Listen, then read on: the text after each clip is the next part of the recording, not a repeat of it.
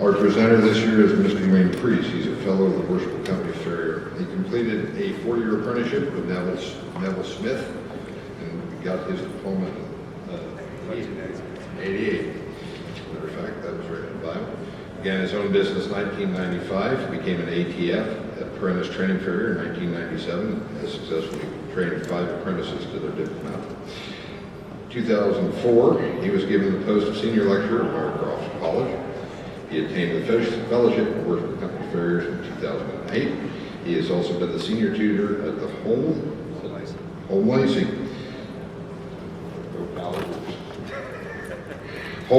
College, where he taught for 4 years. He now teaches farriers all over the world and chooses his own clients. He regularly visits countries such as ours, Brazil, Denmark, Poland, Canada, and Israel. Very proud to announce this year's Linzy lecturer, Mr. Wayne Preece.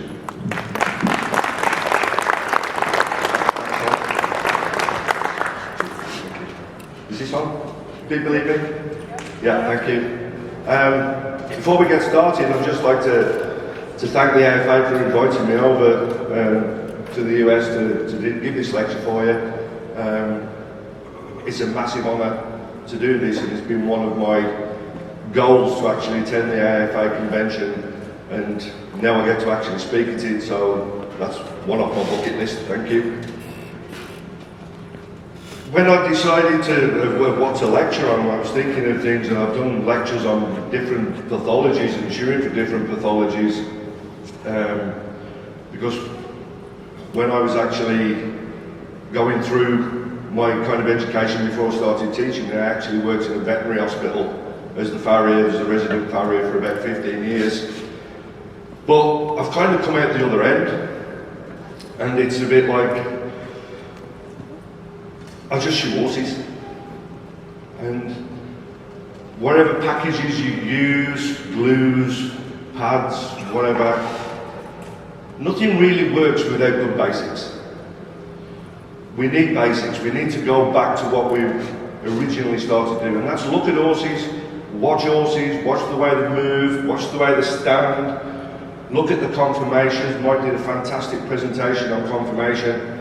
Luckily, I'm very lucky to do a clinic with him last year in Scandinavia. That's brilliant. That's what we need to do. We need to look at horses and understand what horses are trying to tell us. I tell people when I talk at the college that horses are a little bit like a book. You've just got to learn to read it, but unfortunately with some horses, especially with conformation defects, a few of the pages of the book are missing. So you kind of have to fill in the gaps.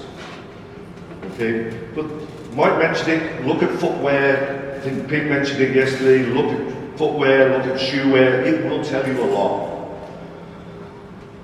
I teach people, and what really annoys me is they will get out of the truck, they will put the chaps on, pick the toolbox up, straight over to the horse, pick the foot up, whip the shoe off, chuck it in the scrap, snip, snip, snip, snip. What am I going to do to it? Too late, you've already done it. I try and tell people, rather than think what am I going to do to this horse, is what can I do for it? The horse wants something. And it's our responsibility as farriers is to look at the horses, listen to horses, and do what they need. Don't force things onto them that they don't need, because it hasn't got a choice. It will have to live with whatever we decide to do to it. So make it as close to the right choice as possible. People say to me, well, that's okay for you, Wayne. You've been in the trade for 35, 40 years. Yeah, I am that old. You're an expert. No, I'm not. An X is an has-been and spurts in my jet of water. But I've learned from mistakes. And as I'm teaching people, my job as a tutor, when I was at the colleges and things like that, was to stop young farriers making the same mistakes I made. So they had a better foundation than I started off with. Because I had to find out a lot for myself. But I only did that when I actually started looking at horses. We have horses back home. My daughter and my wife are very avid equestrians, and they taught me a lot. Having your own horses teaches you a lot. We were talking last night in the bar, I have an horse with a real bent leg. But I bought it for big money. He was an expensive horse, he was a well-bred horse. But he's got this bent leg. We've had that horse now 7 years, and I can tell you now, honestly, I don't know, that horse has never took a lame step, even though it looks horrendous. Unfortunately, I haven't got any pictures of that on here, or if anybody wants to see that horse later, come and see me, I've got them on the phone. And that's the wife's horse. She just fell in love with it. So I had to kind of suck it up and buy it. But I was able to knock the price down quite a lot because of this leg. Anyway, let's move on. Let's look at what I wanted to talk today, and my lecture choices, shoot choices, and a thing called Farrier protocols. What are Farrier protocols? Probably nothing to do with shoes. Because to me, Farrier protocols do include the trim. To me, the foundation is the trim. We've got to have a good foundation, just like building a building. Without good, solid foundations, that building will not last. Neither will the horse. So when we're thinking about shoeing, whatever shoe we decide to put on there, we need to have this foundation. We need to have a good, solid base then to work from. So I've just put a few pictures on the first slide of a little pony that I just trimmed. It's not shod. But I think it's got some of the best feet I work on. They're beautiful. Because they are solid. So what am I looking for? If you look at the first picture there, I want a straight line through the carpus down, and I want the hoof capsule to be as even as possible, mediolaterally. So it's not loading more on one side than another, which causes distortions. Unfortunately, a lot of horses are not like this. But then we can compensate for that with maybe a shoe package. Whatever that is, extensions, pad materials, bar shoes, whatever. But I like to try and get this with the trim as much as I can. If we look at the lateral view, we look at the HP8. The angle through the shoulder, the angle through the phalanges, and the angle through the dorsal hoof wall. And I'm reading a lot of text, the angle of the heel. We did a study back at Moscow College, me and a guy called Mark Caldwell, who you probably know, and we couldn't find an horse with the same toe and heel angle. They don't exist. What we found is there is an 18 degree of tolerance, up and down.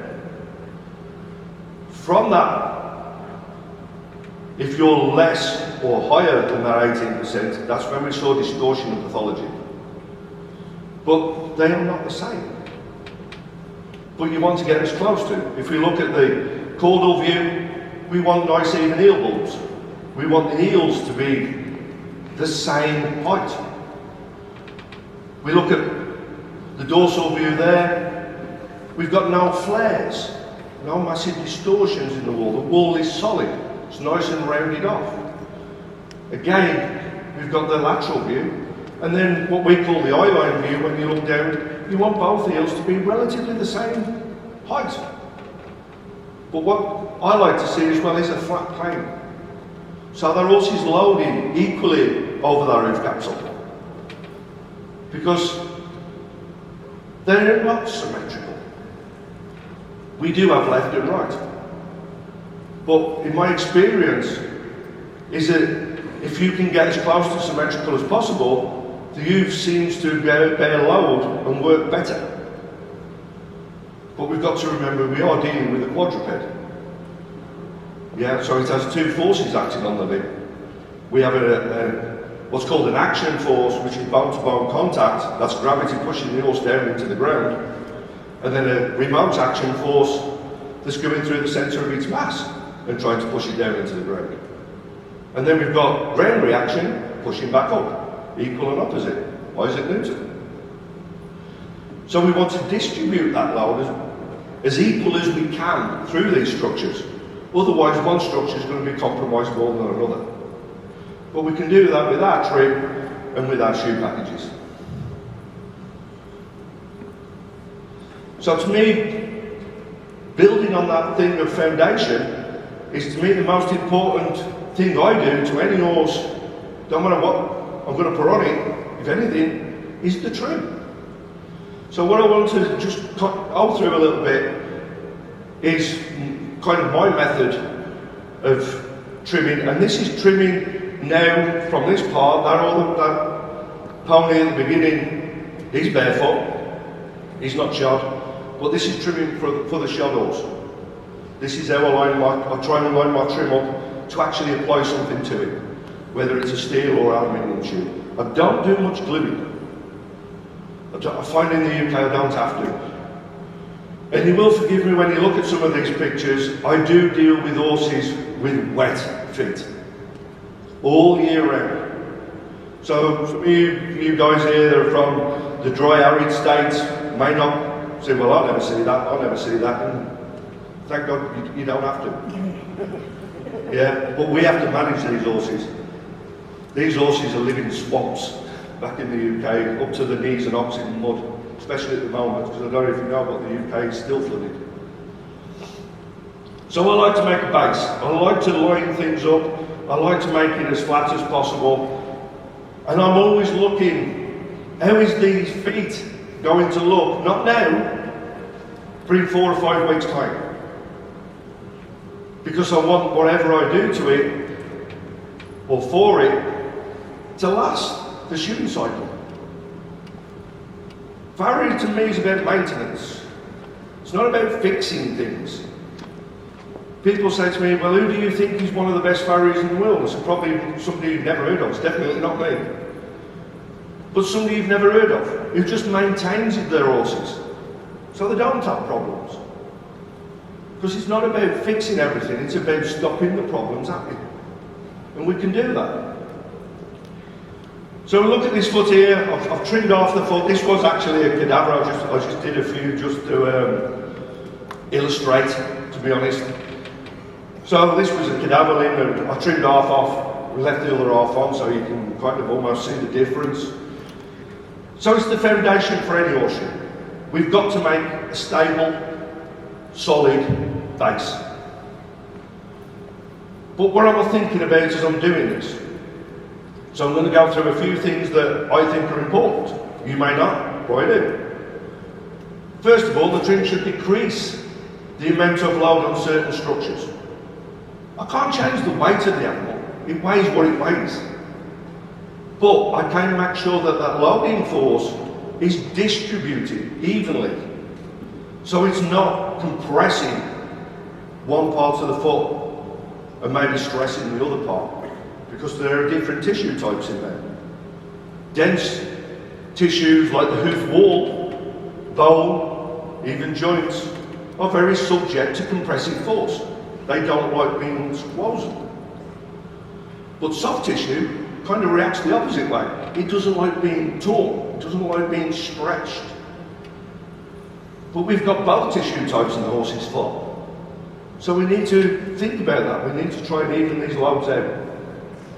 So I'm trying to re-establish as closer to us as I can, because some of these horses you can't get to what you think you really want. You've just got to go for an happy medium. But as close to correct biomechanical function as I can get it.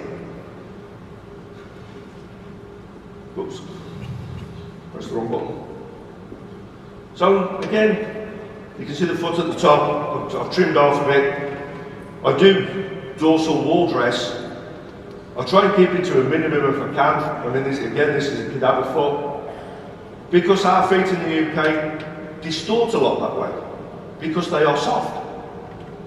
They go and pancake out. They don't grow up. Yeah? You saw Pete talking about heel height and things yesterday. I wish I could get that on some of my horses. Because the horses' heels in the UK, when it's so wet, are soft. They just collapse. Everything just pancakes out. So we need to manage that without robbing the integrity. So then I look for ease of breakover. Breakover has been mentioned quite a bit. I find it does get misinterpreted a little bit. So I'll put on there, surface dependent. We've got to remember there are a lot of our sport horses, our equine athletes, work on differing surfaces. From something that's totally undeformable to something that they penetrate easily. That is different. When we're building these mechanical things into our shoeing, we need to think, are we shoeing for a pathology or are we shoeing for performance? They're different. What may work for a certain pathology will not work for an horse that's performing because it's designed as an orthopedic device. It's not a sport shoe. It's like putting a leg brace on a person with a broken knee and expect them to run a marathon. It doesn't work. So surfaces are important. Is it mainly on an arena that's deformable, that's loose? Or is it what we call in the UK an apiaca? It spends most of its life just driven up and down the tarmac road. Because we don't have a lot of land in the UK, especially at the minute, it's all flooded. So our horses do a lot of work on tarmac roads. That's different. That's when you need to bring things in.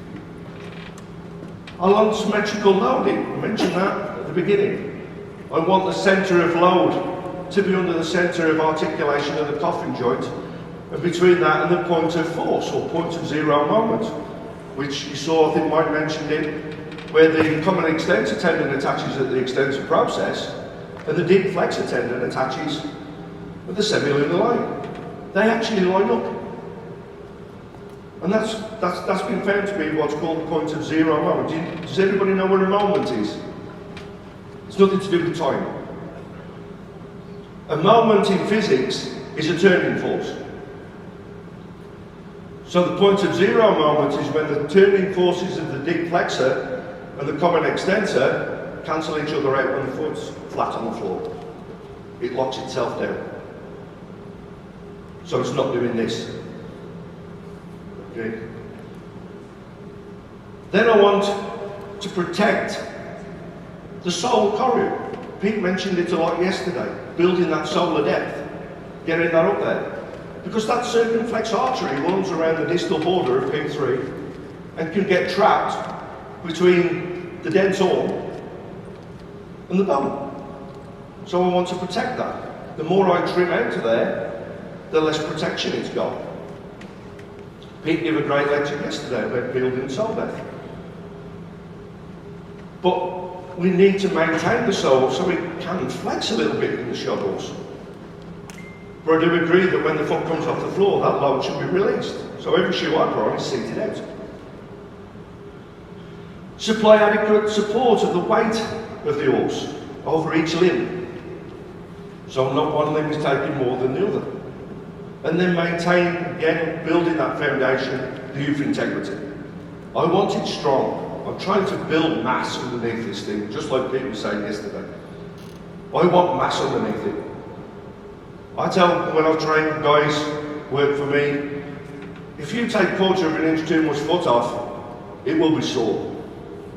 You leave 1/4 of an inch too much on, it may look a bit long, but it will still be hopefully sound if it's in the right place. And I believe that. So I do try and keep it to a minimum. So if you look at this foot there, I've trimmed off the foot, flare dressed it. I'll try and bring the foot back underneath so it's loaded underneath the shoulder. And when we're talking about heels, one of the guides I use is a thing called the heel notch. I don't know whether you get them in the US, to be honest, especially in certain states, but we definitely get them in the UK and in Scandinavia. They have similar problems to we do, we have the kind of same weather. Where the heel grows and then it gets to a certain point and it starts to bend because it's weak. So when I see that bend, that's kind of telling me where I need at least to come back to. I need to come back to confluent solid horn so it can load. Otherwise it's just going to follow the distortion. So that's what I'm encouraging you to see to get in a minute. So as we go through the trim, the first thing I do is remove unexfoliated sole. It looks quite dramatic on this picture, but our sole just drops out. Most of that cleaning on that side of the sole was actually done just with a wire brush, because they get washed out because of the wet weather.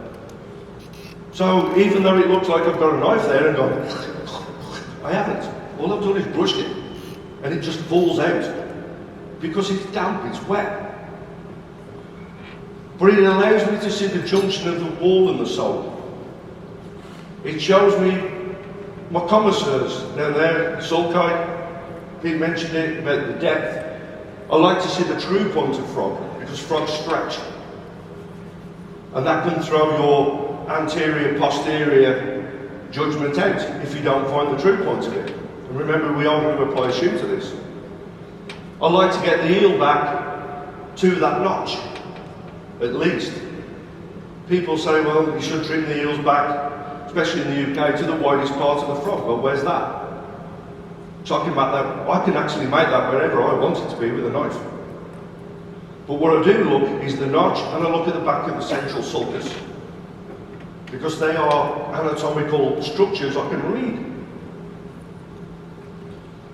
So then I do the same to the other side, and when I'm looking down a foot, when I'm eyelining it for medial-lateral balance, and I'm deciding, is one side higher than the other?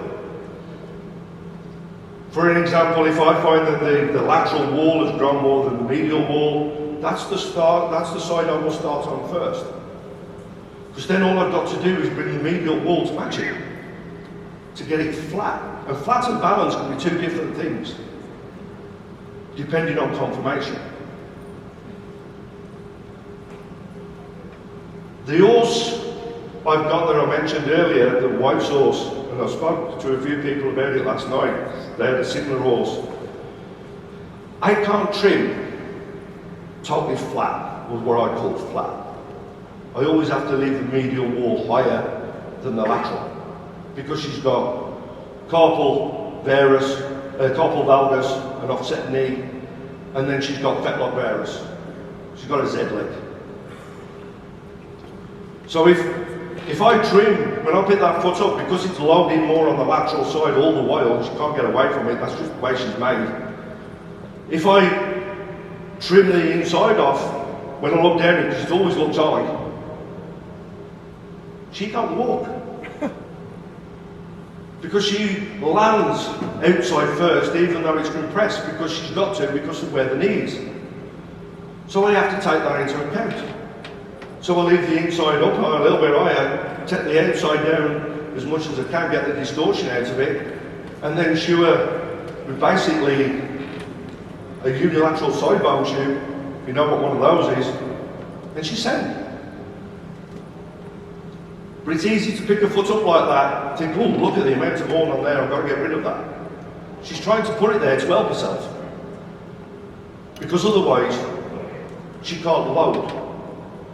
So that's important to me. I think I have to point it over there. Oh, sorry. So again, principles of the trim, evaluating heel height. The heel notch, we see there a lot. I don't know, can you see it on the pictures? There's lights on, I don't know how clear it is over there. Can you see the pictures? Can you see that definitive bend? I've tried to point it out. Yeah? You can see the horn come up. You see it's nice and kind of straight there, then all of a sudden you get this kink. Okay? So that's kind of telling me that it's starting to distort, and I need to at least get it down to there where it's strong. So then, when I've decided where that is and I've got my solar plane, I kind of trim it from the toe back. And like I say, I'll start on whatever side I consider to be the highest, if it is, and then bring the other side to it. But I wanted to get the plane of the foot back underneath the load of the limb, back underneath the shoulder. You leave these heels up and they're stuck like this. You overdo the heels and they're stuck like that. And then you pull the toe back and they're stuck like this. So you want it directly underneath the shoulder. The horse needs to load. It needs to move. What are we shoeing these animals for? Just to stand still and look pretty? Or to actually work and do a job? Owners pay me to shoe their horses so they can use it, not so it can just stand in the yard looking pretty. So you have to take that into account. Like I say, back in the UK and some parts of Europe that I go to quite a lot, we do have to flare dress. We do have to top dress because these walls are soft and they distort, but we try and keep it to a minimum. Because that periopal that you're taking off with the rasp, it actually has a function. So I try and keep to the kind of bottom half of the foot as much as I can. But if there is distortion there, then I've kind of got to bite the bullet and remove it. Otherwise the foot's just going to keep following it. And it will never come right. But then I try and back off. So once I've been to an horse and I've flare dressed it, and I've got it where I think it's strong, then I'll leave it. And then with a short shoeing cycle, like 4 or 5 weeks, all I have to do is maintain that. So I maybe just have to clean it, so I don't have to keep rubbing wool off it, because it's not distorted anymore. I've got it where I want it, I've just got to keep it there. So it's about maintenance again. Like I said earlier, Farrier is about maintaining these feet and these horses. So then I kind of have to decide what I'm going to do for this horse, what kind of shoes, packages I'm going to use. And how do we decide that? Well, some of the things I look for is equine discipline. What's it doing? What's its job? Is it just an happy actor where it's just walking up and down a road? Or does it have to run at speed, where I want actually light and safe? Is it working on a really soft, deformable surface, doing dressage? And I shoot quite a lot of high-end dressage horses, and some of the movements they have to perform need supporting. Or is it just a little child's pony? But to me, whatever that horse is working and doing needs as much care as any other. So you can be shooting a £3 or £4 million racehorse in Newmarket, or you can do a £50, $60 backyard horse that little girl absolutely loves. They need the same care. You don't shoot one better than the other just because it's worth more. Because again, the horse hasn't got a choice, the pony hasn't got a choice. So it's up to us to do the best we can for them. Age, what am I working on? Am I working on a youngster? Or am I working on a veteran? And again, you'll have to forgive me if I'm talking more about the UK, because that's where I live. But we're seeing horses, they're older and older and older that are now working. Instead of horses' career ending at 14, 15, 16, now these horses are going on to 22, 23, 24. They're not going to move the same. They get stiff. They get joint issues. They get arthritis, just like us. I wish I could move the same as I was when I was 20, but I can't. Neither can the old horse. So that has to be taken into account. Obviously, it's conformation. The mature horse's conformation is set. That's it. You cannot change it. All you can do is compensate for it, to try and extend their working life, to try and make them comfortable. That's what they want. Pathology. If we have a pathology there, then we need to address it. If we don't, it will get worse. But what is the pathology? Is it soft tissue? Is it arthritis? Is it joint issues? Weight. Not just the weight of the shoe, but weight of the actual animal. Are we working on a nice light thoroughbred, or are we working on a Clydesdale or a Shire? You can't put an 1/2 by 1 1/4 beveled plain stamp shoe on a thoroughbred. And you can't put a small aluminium racing plate on a Clydesdale. So the weight of the animal is important. Unfortunately, a lot of our animals, especially in the UK, because animals have more rights than we do in the UK, they get overfed. I see a lot of horses that are actually obese. And then I get told, no, it's not obese, it's shell condition. Whatever that is. Surface type. Again, we go back to that. Is he working on an arena? Or is he working on a dense, hard, metallic tarmac road or concrete? The foot ground reaction between the foot, the shoe, is going to be different. So we need to take that into account. Because what you may do for, especially when we've got a pathology, you do for one, working on, let's say, a dense surface, is actually probably contraindicated if it's working on a soft and vice versa. So we need to take that into account. The shoeing cycle. You've heard this a lot over the last few days that we need that shoeing cycle to be as short as possible so we can maintain these things rather than fix them all the while. And that's great. And we sit there and think, yeah, that's what we want. No more than 4 or 5 weeks.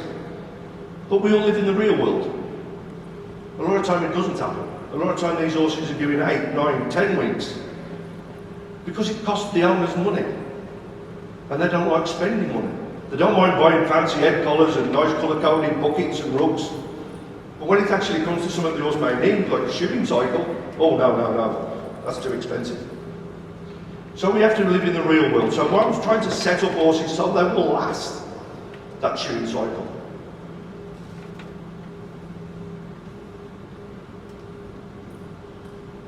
It will work in a minute, hopefully. It is the 13th, isn't it? Friday the 13th. Yeah, I thought it was. Oh, there we go. So then points to consider when choosing what shoe I'm going to put on there. The type and breed of the horse. We mentioned that earlier. Is it a thoroughbred? Is it a Clydesdale? Is it a pony? Is it a warm blood? We've got a lot of warm bloods now in the UK. And they're different. When we first started importing warm bloods from Germany and from Holland into the UK, we didn't understand their natural conformation, especially foot conformation, because they tend to be a lot higher heeled than our thoroughbreds and things we use. And I did the same thing. We tried to make those feet English shape, and they're never going to be. So you need to realise the natural conformation of different breeds. Arabs are not like thoroughbreds. They have a different hoof conformation naturally, so you need to take that into account. Weight of the shoe. Weight is a big thing for me, because again I go back to, I like to see horses move, and I'm thinking every outside one on the bottom of there will have an effect, because the horses, especially the front limbs, are like pendulums, they swing. So the more weight you put on the bottom of there, the higher the swing. The more then it's got to search for the ground. That can cause soft tissue stress. So I like to take that into account. Hoof size, relative to the animal. Has it got large flat hooves because it's an heavy animal and there's a lot of compression there? Or is it upright and light? Does the hoof size actually match the size of the animal? Again, and it's going to sound like they're just dish thoroughbreds, but we see a lot of thoroughbreds, and luckily our breeding programs have noticed and are doing something about it now, where the size of the actual hoof capsule is not big enough to actually manage the weight of the animal. And then we get as Farriers, oh, fix it. You can't fix anything, it's there, that's it. So you struggle then to maintain the soundness of these animals. Conformation, keep going over conformation. And again, chewing cycle, time between chewings. Is it a nice 4 or 5 week schedule, or is it 10, 12 weeks? Do you guys know what British hunter style chewing is? Yeah? When I was an apprentice, that's what we shot 90% of the time, were fox hunters. That's where I lived in hunting country. And I used to hunt myself. And then in the late 80s, early 90s, all of a sudden this chewing style, this hunter chewing style, is castigated as bad because it's short and it's tight. No, it's not. It's a peripheral outline fit to what you've trimmed.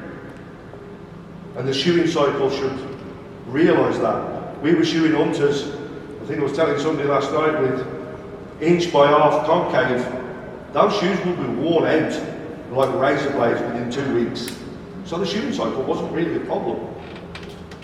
But then they start doing less and less work, they start doing other little things, but they still want to hunt at the weekend. But now instead of going the 2 and 3 weeks, they're going 6, 7, and the shoes are inside the feet. And they're getting corns and things like that. So it's not the shoeing regime that's the problem, it's the time between shoeings that causes the problem. Shoe placement. Think, where am I putting this shoe? You've trimmed that foot, so you should know where you're going to place it. Well, Austin did a fantastic lecture on gaining points in forging. I judge competitions a lot as well, and one of my biggest gripes is somebody will trim a foot, will then go to the anvil to make a shoe for it and forget what they've done there, and the shoe never matches. That's bananas. You've put that shape there, so you should be able to remember it. But little things to think of. If you increase the distance from the dorsal-distal tip of the foot to the centre of the coffin joint, it increases coffin joint moment and loading of the DDFT. It makes a long lever that it now has to try and get over to work. And we'll talk about breakover in a minute. You get increased flexion of coffin joint, it increases loading of the superficial and suspensory ligament. And different footing types can actually exaggerate that. As that foot drives down into a soft surface, all of a sudden the heel stops, the toe comes up because the surface deforms, and it crushes the heels.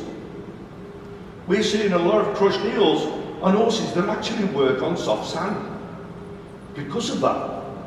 So we may need to take that into account.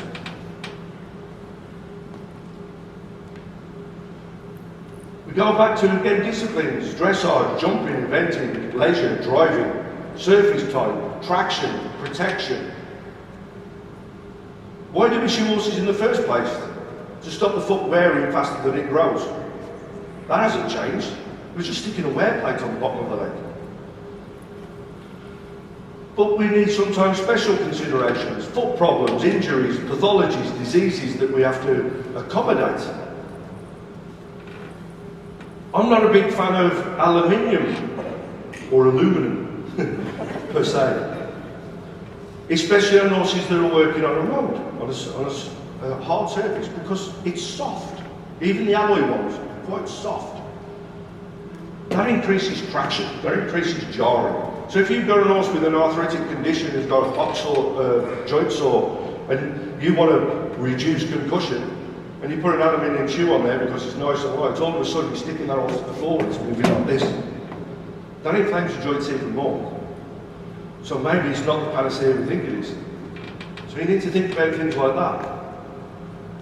But if I've got soft tissue injuries on the horse that I'm having to deal with, and the horse is kind of rehabbing or working on a soft surface, then aluminium I actually like, because it doesn't stick to the ground, because the ground moves out of the way. So it's negated. But it reduces what we call in the UK the whiplash, the pendulum effect of the weight of the shoe, which can actually stretch soft tissue and actually pull on those soft tissues that may be compromised already. So the increased web of the shoe distributes load. The wider the shoe is, the more surface area it covers. But you've got to think about sectional depth. When we shoe in the UK, that's a big thing for us. Because the deeper, the thicker the material you put on the end of the leg, the more it falls through the middle. Because you lift them off the floor and their feet are soft anyway, they're not hard, they just sink through the middle. And that causes a myriad of problems. So we need to think about that. Increased shoe surface decreases penetration of soft ground, and more these horses are working just in arenas. They'll come out the box, they never go on a road, especially dressage horses, and they're straight into an arena that they penetrate. So we want to give them some flotation. So maybe increasing that shoe surface keeps them on the top. I shoe a lot of dressage horses with bar shoes behind for that reason, especially if they're doing high-end movements like pirouette. Because I want them on top of the surface, I don't want them sunk down into it, where they actually have to pull themselves up before they even do the movement. because that increases arc strength. Increased relative sectional depth increases load of underlying foot structures. They want to collapse. Gravity falls in straight lines. You can't remove gravity. It's there, it's physics. The more you lift a soft foot off the floor, the more it will want to sink down to find it. You probably don't get that in some places over here, but we have to deal with that all the while.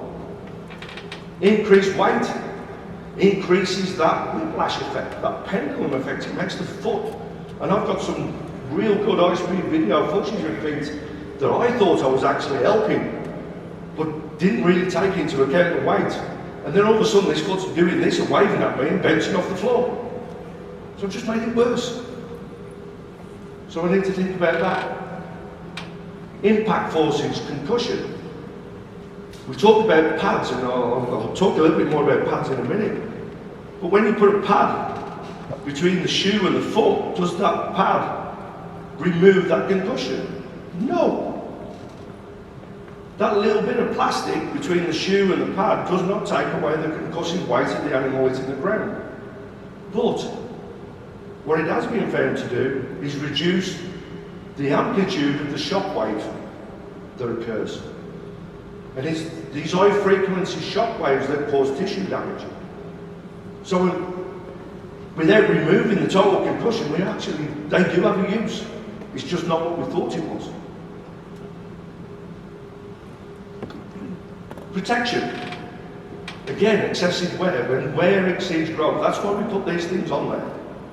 Horses have to work, they have to do what the owners want of them. Otherwise, leave them alone. They're feral, yeah?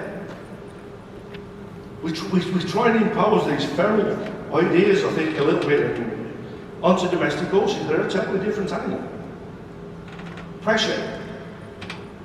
Sore soles. Pete touched on it yesterday. You know, you can lock that sole, you can crush that correa just by not seating the shoe out, by overburning, by overdressing. So you need to take that into account. If you're dressing the foot to apply a shoe to, especially if you've got this wide material, and we use a lot of inch by 3/8, if you're not careful, you will cause sole pressure. So you need to be aware of that. You need to leave enough foot on for a burn. Seat the shoe out so it releases when it comes off the ground. Support. I put support on there, and it's a word that I absolutely hate. Support what? What am I supporting? Probably absolutely nothing. All I'm just putting on is a wear plate. Oh yeah, the more you stick out the back, the more he'll support you get. No, you don't. You're not supporting anything. All you're doing is creating lever forces when the horse moves. So we need to take that into account. Load distribution. We want it even. I touched on it earlier, right at the beginning. We want to spread that load over the greatest surface area that we can. So it's diminished. It's not concentrated in one particular part. Stabilisation of the coughing bone. Horses like to be stable, and sometimes we have to make a decision. Are we thinking about movement or stability? Sometimes it's a trade-off about both. We want ease of movement when it's going, again surface dependent, but when the horse is actually stood, I don't want it stood there doing this, because it can't lock itself, because that takes muscle energy. They get tired, they get injured. Decreased penetration of ground surface. Again, more and more they're working on these penetrable surfaces. We had a big problem in the UK about 6 or 7 years ago, where they were bringing in this fantastic new waxed surface. And then we started to find we were getting lots of soft tissue injuries on these horses. Because they're penetrating, and then all of a sudden they come to a dead stop, and it's like, boom, boom, boom, boom, they're getting a rebound. That damages soft tissue.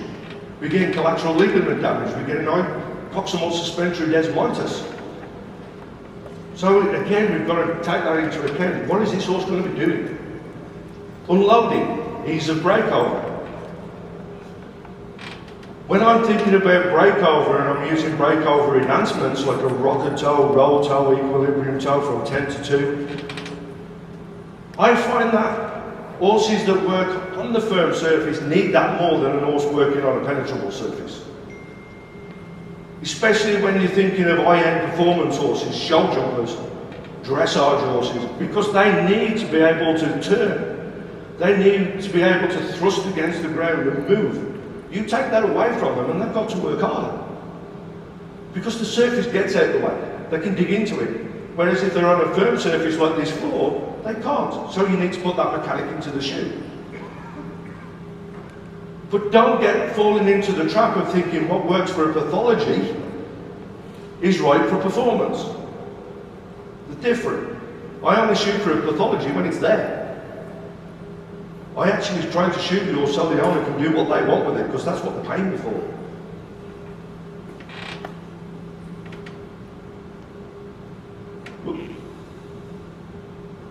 Here we go. So I'm just going to go through a few. Yeah, Friday the 13th. There we go.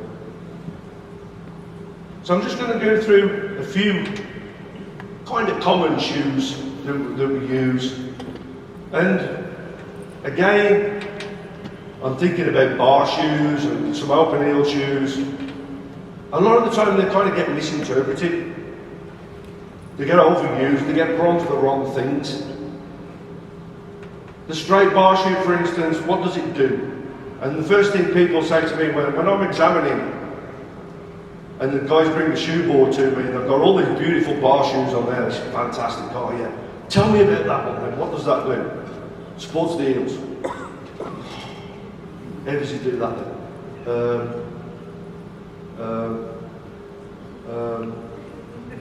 You don't know, do you? Because it doesn't. But what it does, it locks them together. So if we've got an unstable hoof capsule, maybe that's what we need. And we get a lot of unstable hoof capsules again because they're so wet and weak. So you're looking for capsular rigidity and load transference. If we've got heel pain, maybe we can unload the heel a little bit and transfer it to the frog for a certain period of time. But only for a certain period of time, because to me the frog structure is a weight sharing structure, not totally weight bearing. It needs to unload, otherwise it atrophies, it dies. So if we place a big load on there and leave it there, all of a sudden we've got nothing. We've robbed Peter to pay Paul. Shoe function, what does it do? It connects both branches of the shoe, it transfers load from the heels a little bit, gives you a bigger weight bearing platform, and gives you flotation on a soft surface. Like I said, I use a lot of bar shoes on dressage horses, not because they've got a pathology that I need the bar shoe for, but just to keep them on the surface, so they can perform better. So it's like a sport shoe. But it can also be used for injuries and diseases, bilateral corns, hoof cracks. I tend to go more for an R-bar if I've got a hoof crack myself. Some avulsions, small avulsions. And for me, mainly it's unstable hooves. If I've got independent movement to the back of the foot, I've got an horse with sheared heels or something, I want to try and keep it together so it can heal. Because that consistent medial-lateral tearing and moving won't heal unless I can actually get it stable. I can lock the thing together. And then you can put all the devices in there. If you look at the shoe there, this was a little flat-footed thoroughbred. That section there was, I think it was 3/4. I have to swap it around 3/8 by 3/4. But I closed the toe up, closed the following up, placed down the nail holes to give it a little bit of an enhanced break off, because it's it just walks up and down the tarmac road.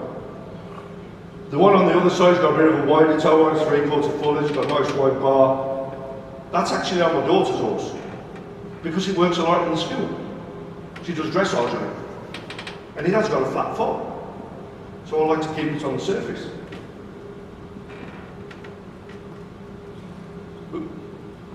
So for sport, flotation, materials, what can you make these bar shoes out of? Basically anything. Rolled, drop forged steel, aluminium. And now you can buy all these fantastic welded inserts. So I find these inserts great myself, especially if I've got deformed kind of feet, because I can actually fit the foot and then put the insert in.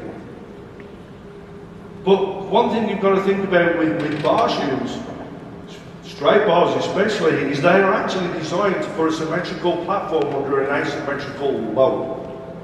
So if you totally distort the shape of the shoe to get it on a distorted foot, it's not going to work. You're following the distortions.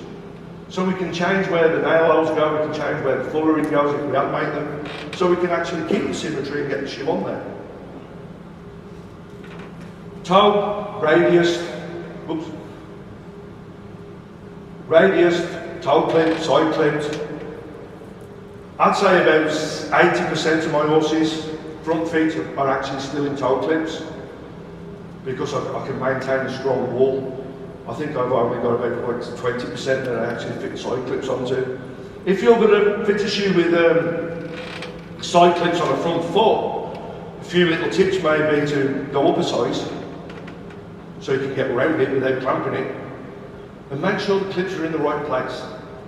I see a lot of them quarter clips, which will probably work on some of your horses over here that are nice and solid and hard and the foot doesn't distort. But we see that it's in the UK. Guys will fit them and they'll fit them too tight and they'll put the clips in and lock the toe. The toe can't move, so it goes forward and the quarters blow out behind the clips, and all of a sudden you've got a triangle instead of a circle. And the wool distorts and we get laminar tearing behind the clips because the foot's clamped. I always tell people if I go to an horse like that, it's like a new client and it's had these on, to expect it once I take them off and transfer it out. It will probably go lame due to blood flow. Because if it's clamped up, locked like this, the blood flow's compromised around the foot. You release that and it takes a while for it to sort itself out. It gets like pins and needles. Oh, just like if you sat on your hand or your leg and then you get up and it's like, oh. They do the same thing. Yeah, because blood flow starts to reinsert itself.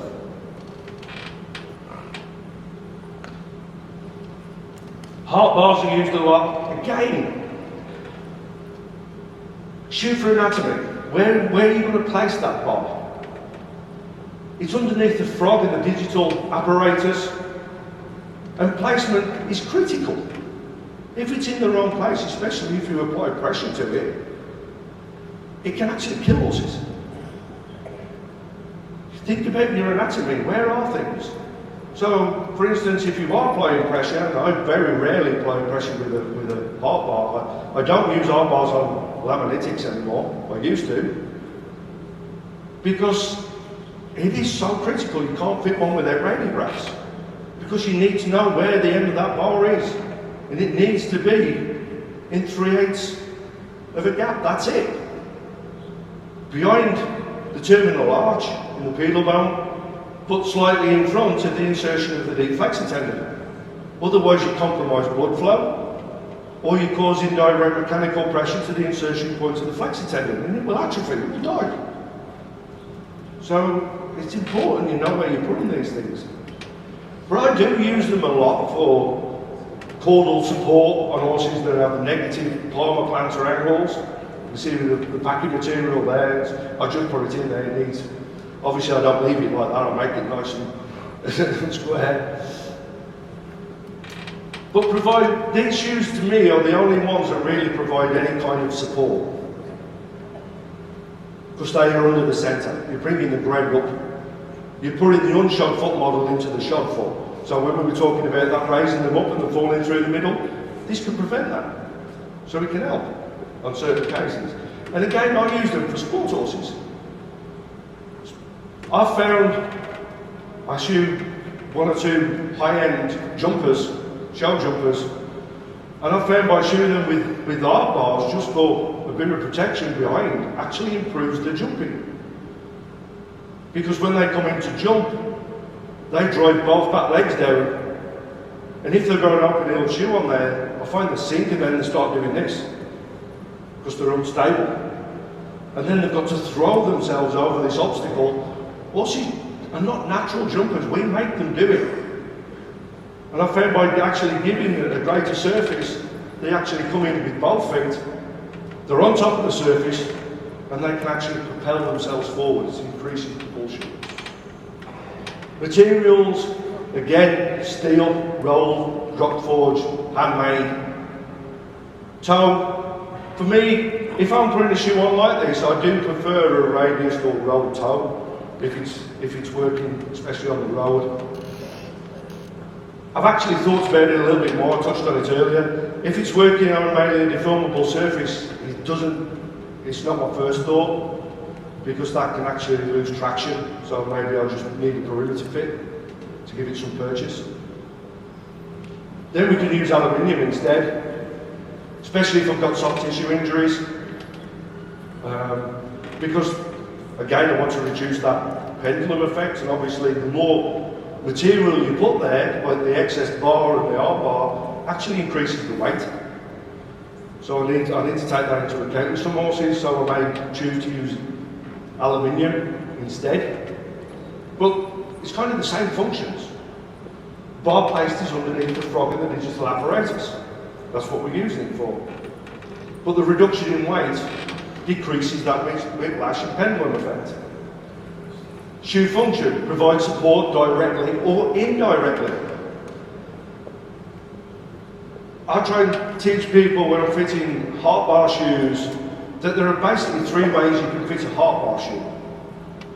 You can apply pressure, you can give it a positive load or a negative load, depending on what the foot needs.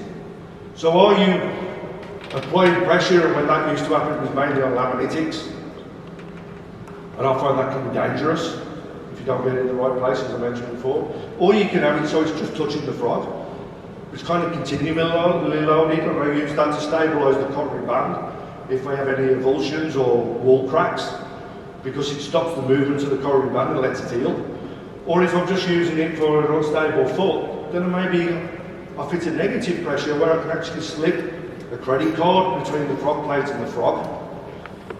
And if I'm a bit worried about that's too much, then I will use dentin and pressure material as well, just to give that little bit of cushion. And I use that on flattish feet, I use that for horses that have negative palmar or plantar angles. Because if I apply a load to that, I'm locking it in place and I'm compressing that digital cushion all the while that's already compromised. So I want it to be able to have the support, but still be able to unload when it needs to. So I don't cause further problems, I don't get into accidents.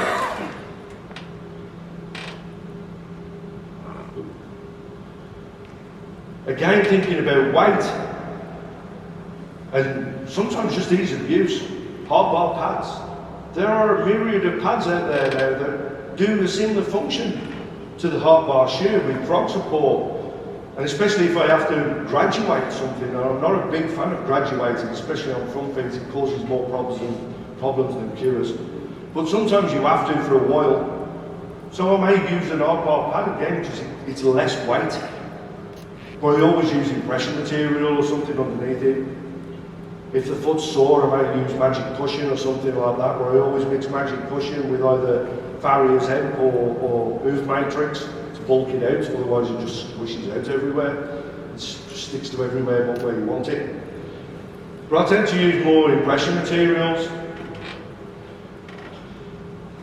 I like, you've probably seen them in the hall. I like these pads that VFT do, Edward Berger designed. They come in different shore strengths depending on what you want. They're a 2-phase material, so the centre's a little bit further than the outer edge, and they come in different from firm to soft depending on what you want to use. But the way it's designed is to mimic the frog, but still allow for expansion.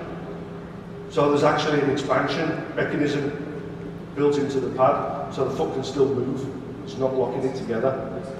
Okay, so I quite like those, but I do use a lot of these IBEX ones as well, if I do need a bit more rigidity.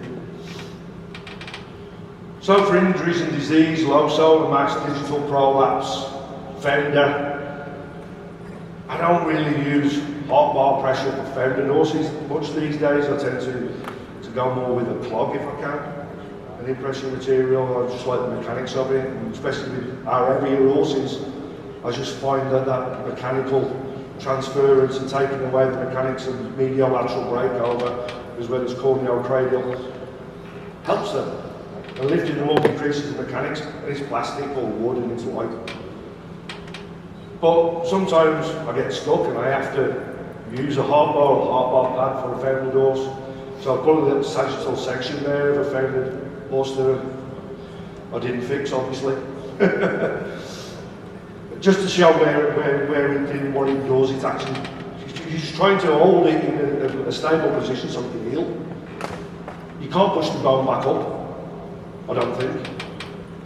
But what you're trying to do is stabilise the forces on the lamina so it can start to heal, because if it's totally unstable it will never heal. And pain is one of the worst things for healing.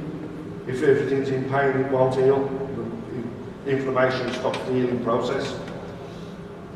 But I also use them on some sport horses if I need to get this flotation and impact reduction.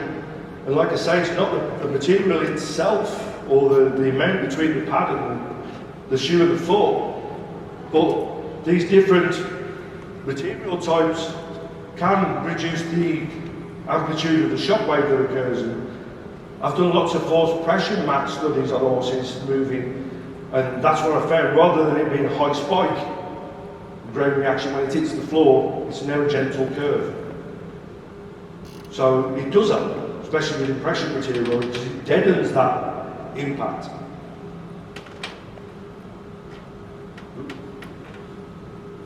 And we're going over time. I'll just flick through these. I think I'm supposed to finish at 10:30. So I just want to talk a little bit about breakover. Breakover gets mentioned a lot, and I keep hearing the term of get the breakover back, pull the breakover back. I think it's the wrong term. Breakover occurs wherever it occurs, no matter what toes on there. All we can do as farriers by enhancing breakover is decrease the amount of energy the horse has to expend to achieve it. The longer the lever, the more energy it needs. The shorter the lever, the less. But it will still occur in the same place because it's a physical process.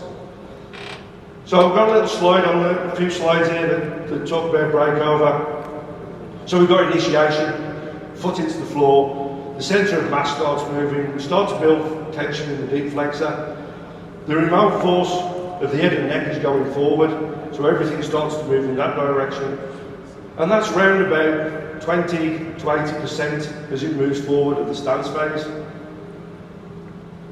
So there it is landing, 0 to 20%, the limbs extending forward underneath the head, away from the centre of mass. That's its body weight. And you do tend with horses, if they are okay, you're looking for a slightly lateral heel to flat landing. We get roped up on this, horses landing on the outside of the foot. The more I've done high-speed video imaging of horses moving, sound horses and force pressure mapped, the more I realise nearly all of them land outside first. It's just the amount. So I say to people, if you can see it with your naked eye, then there's a problem. If you can't, it's okay.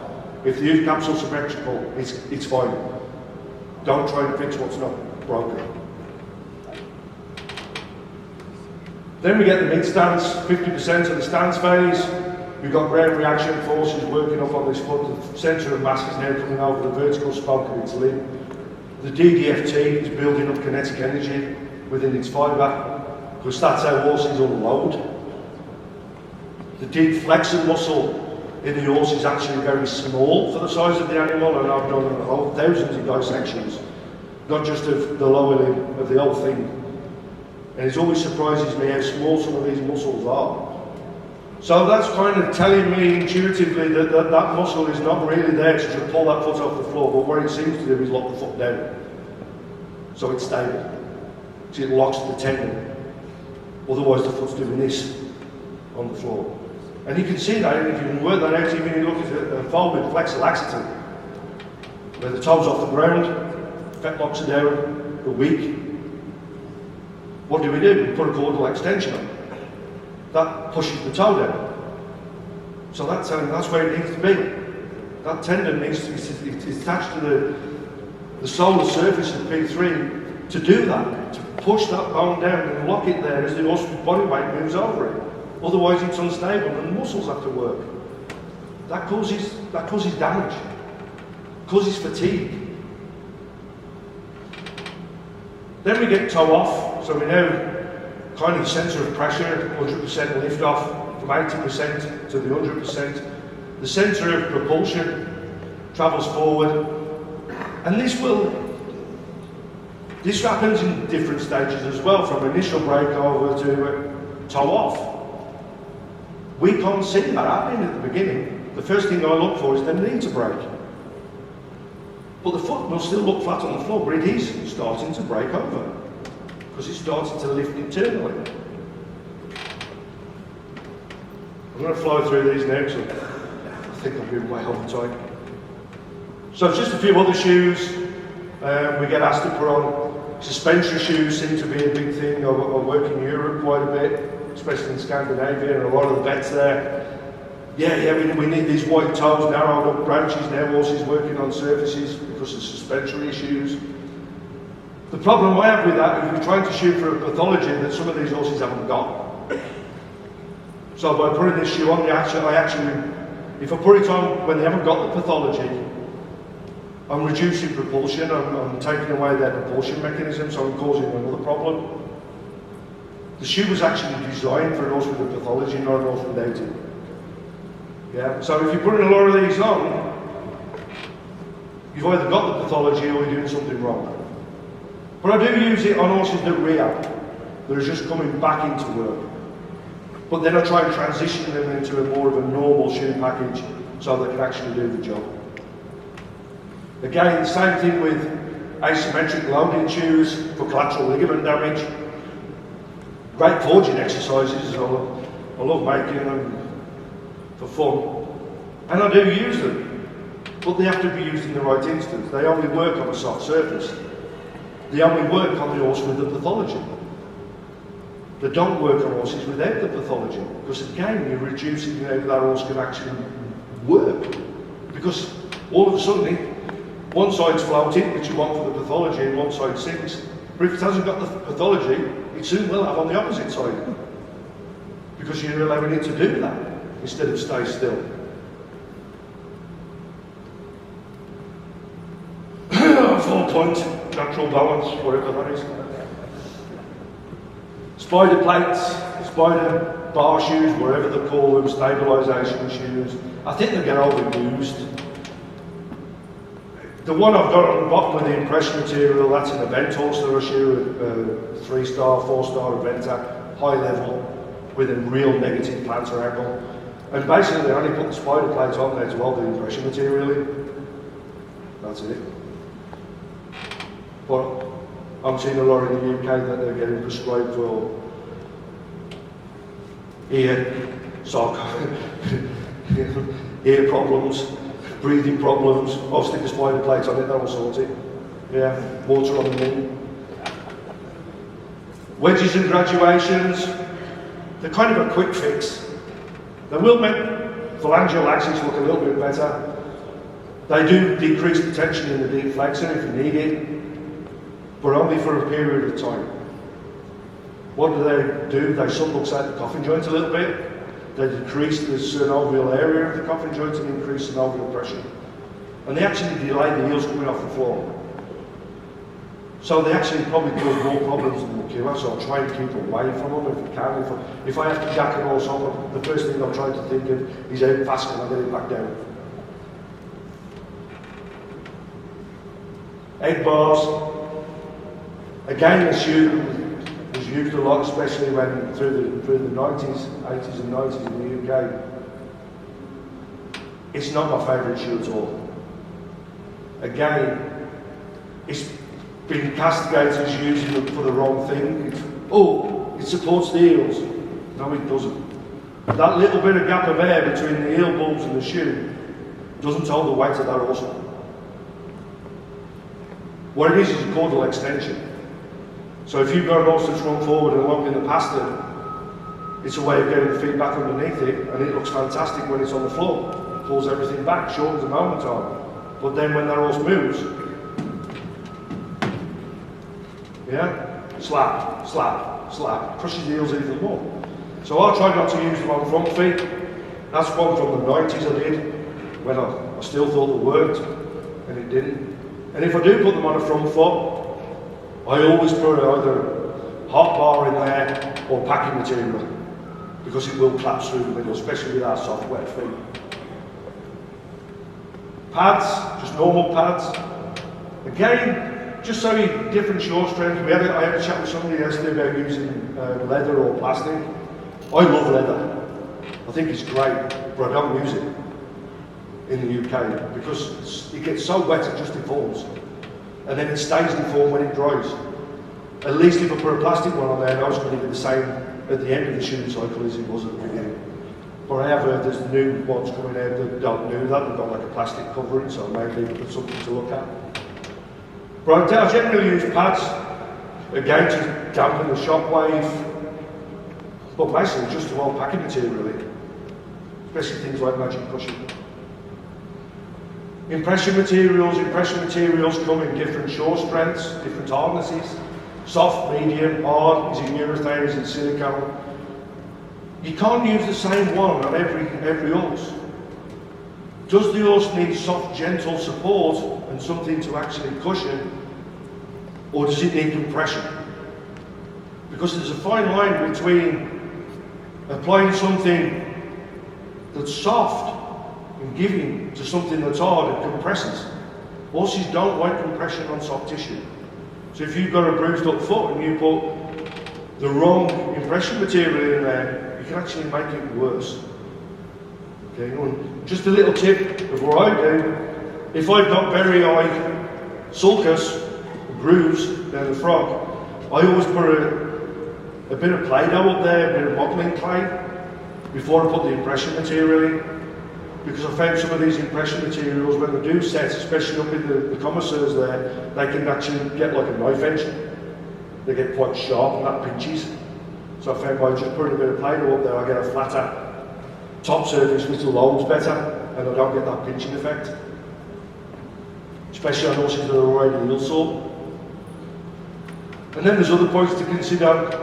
Cost relative to value. You may go to shoe a horse with a pathology, and oh yeah, they'll pay the $500 for the first set of shoes. They're going to do that every 4 weeks. They're soon going to get a little bit sick of that. So cost relative, try and keep it to a minimum. Cooperation, it's a team effort. There's a few people missed off there, but farrier, vet, rider, owner, trainer, physio, chiropractor, we need to work together. We need an holistic approach. Because sometimes I'll see you work on a horse and I'm trying to shoot the base of the horse, but it's got high muscle problems. I can't deal with them. I need the physio to deal with them. And we work as a team, and the vet. So, sorry I've gone way over, but thank you for listening, thank you for inviting me. It's been an absolute honor. That's my usual audience. They think I'm a joke as well. Thank you.